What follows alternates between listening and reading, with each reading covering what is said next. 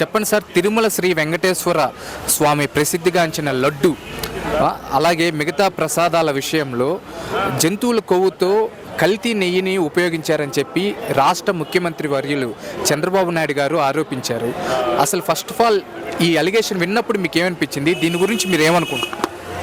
మేము every month వస్తున్నామండి తిరుమలకి ఫ్యామిలీతోటి ఏదో టికెట్ మీద.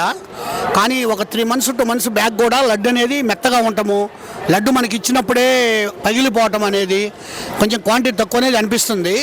డిఫరెన్స్ అయితే లడ్డులో ఉంది. దానికాని వాళ్ళు తెలిసినప్పుడే కానీ ఎంబడే దాని ఆయిల్స్ అన్ని ఆపేసి ఎంబడే చెప్పకుండా కొంచెం డిలేగా చెప్పబట్టి అందరికీ డౌట్స్ వస్తున్నాయి. డిఫరెన్స్ అయితే ఉందండి. ఎందుకంటే వాళ్ళ నెయ్యి కావాలంటే 900-800 రూపాయలు లేని నెయ్యి రావట్లేదు, మంచి నెయ్యి.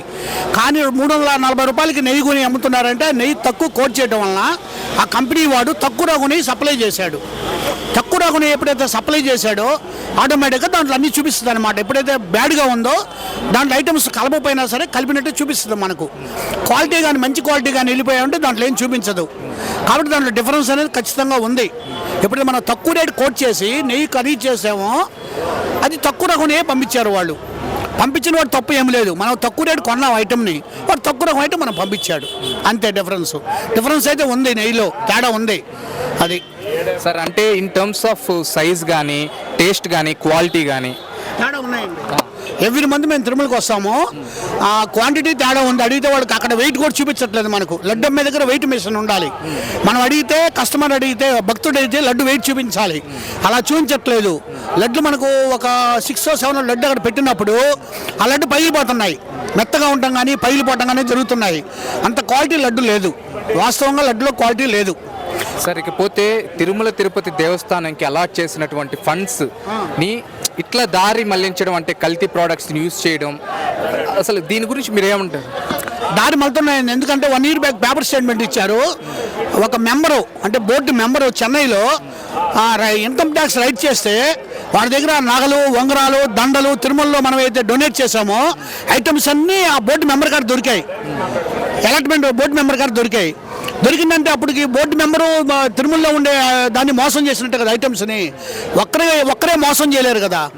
బోర్డు మెంబర్స్లో కానీ చైర్మన్ కానీ బోర్డు మెంబర్స్ కానీ ఎవరి దగ్గరైనా లూజ్ మెంటాలిటీ ఉంటే వాళ్ళని ఆసరాగా చేసుకొని తిరుమలలో అయితే ఫ్రాడ్ జరుగుతుంది. కానీ భక్తులు దేవుడి మీద నమ్మకంతో అన్నీ చేస్తున్నారు. ఫ్రాడ్ అయితే మాత్రం జరుగుతుంది 100%. ఎందుకంటే బోర్డు మెంబర్స్ ప్రాపర్టీ తీసుకొని ఆఫ్టర్ 5 years తర్వాత బోర్డు మెంబర్ ప్రాపర్టీ తీసుకోండి కోట్లకు వెళ్ళిపోతున్నారు వాళ్ళు. కారణం ఏంది? వాడు బోర్డు మెంబరే కదా. ఆ ఆస్తులు ఎలా వచ్చాయి? తిరుమల ఆస్తులే. మన డబ్బుల్ని డైవర్ట్ చేస్తున్నారు. ఇంకా నగలు కూడా చెక్ చేయాల్సిన అవసరం ఉంది. శ్రీకృష్ణ దేవాలయాలు పెట్టిన కాడ నుంచి నగలు కూడా చెక్ చేయాల్సిన అవసరం కూడా తిరుమలలో ఉంది. ఒక స్వచ్ఛందమైన కమిటీని వేసి తిరుమలలో దీన్ని ఇప్పుడు తిరుమలలో ఏం చెబుతున్నారు? ఇండివిడ్యువల్ కమిటీ అని చెబుతున్నారు, స్వతంత్ర ప్రతిపత్తి గల కమిటీ అని చెబుతున్నారు. కానీ రాజకీయంగా దాన్ని ప్రపోజ్ చేస్తున్నారు, చేయకూడదు. ఇన్కమ్ ట్యాక్స్ ఒకటి, తర్వాత తిరుమలలో దేవస్థానం ఒకటి, ఎన్ఫోర్స్మెంట్, ఇవన్నీ స్వతంత్ర న్యాయ వ్యవస్థ ఒకటి. ఇవన్నీ ఖచ్చితంగా ఇండివిడ్యువల్గా దాన్ని స్వతంత్ర ప్రతిపత్తి కలిగించి ఎవ్రీ మంత్ భక్తులకి అకౌంట్ ఇవ్వాల్సిన అవసరం తిరుమల తిరుపతి దేవస్థానానికి ఉందండి. అలా చేయాలి.